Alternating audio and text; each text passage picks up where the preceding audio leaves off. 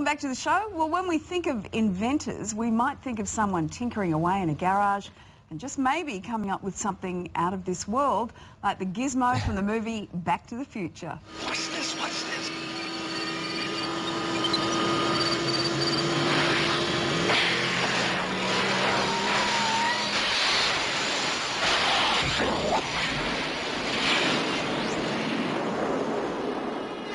How good were the 80s? 1927, Back to the Future, you're in big heaven. Puffed up vests. I love those things. Well, an invention like that one is obviously hard to see on the mass market, but our next guest knows exactly what will sell, and he's launched many products that have earned millions of dollars. Stephen Key is with us in the studio. Stephen, good morning to you. We all come up with the odd idea.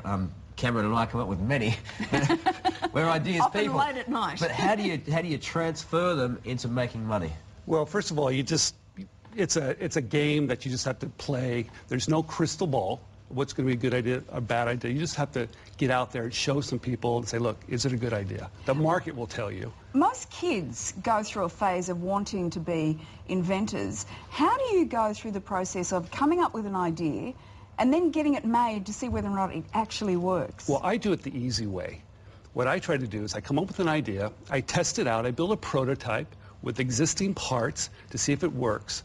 And then, you know, if people like it, I'll produce a sell sheet so people can kind of get a picture of it. But it's something that you just have to play with and show people. What are some of the ones that you've come up with? Can you give people? Well, I've got a really simple idea we've sold hundreds of millions of this idea, and it's called a Spinformation. It's a rotating label, and what's really easy, you just spin it. And we're going to hold that up to the camera.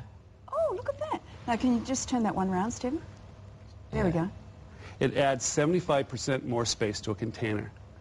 Now, you could use it for a lot of different reasons, for drug facts, but this is just for kids, and it's fun. It's on a product called Twist and Chill for Disney. And it's such a simple idea. And actually, it's not even new.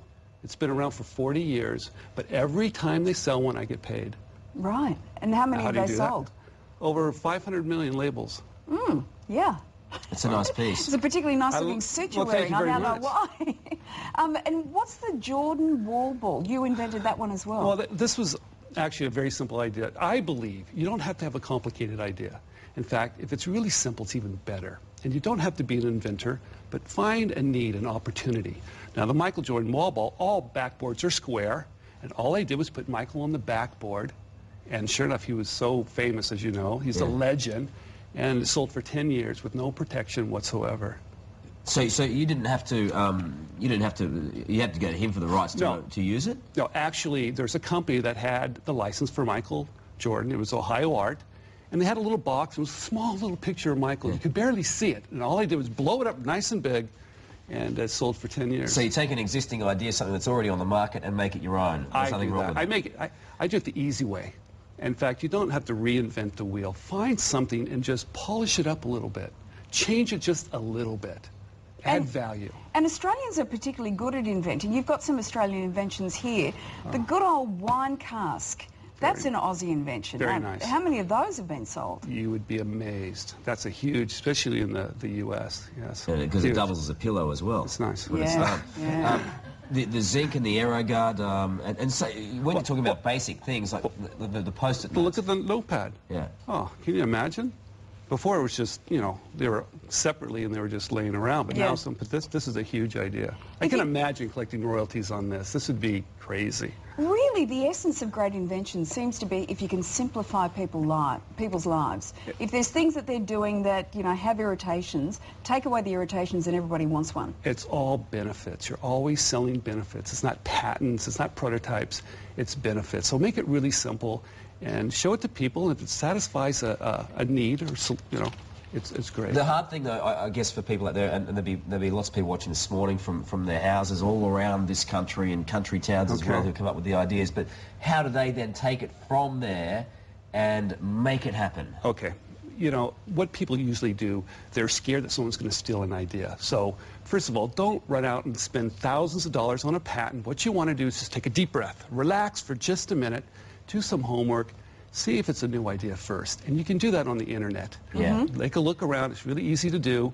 And if it is a new idea, you can protect it for $85 using a provisional patent application. It's so simple to do. You can do it. Anybody can do it. Then show it to people. and see if there's interest. And if there's interest, take it a little bit further. So you don't have to spend a lot of money. And how do you know, like if a big company comes to you and says, well, I like that idea, I'm going to buy it, how do you know the value of that invention? Yeah, That's where you make your point. money. All right. You need to ask them questions. You need to ask them about their business. How many stores are they selling? Where's their channel of distribution? So you can do the numbers in your head, but you basically need to ask them how many you're going to sell. And then with the correct royalty rate, you can see how much money you're going to make. So, yeah. Do you need to turn up with a lawyer, though? Because these companies are really smart about this sort of stuff. You've got to make sure that they're not... Yeah, but if you've got one on your side, that's what you want. I think there's business decisions you need to make yourself, but always at the end of when you get a contract, you need to bring a licensing attorney in to make sure everything's correct. You're right. At the end, you need them, but when do you need them? Right at the end. I think so. Hopefully when you've got enough money to pay them. Yeah. Well, but not too much. As you know.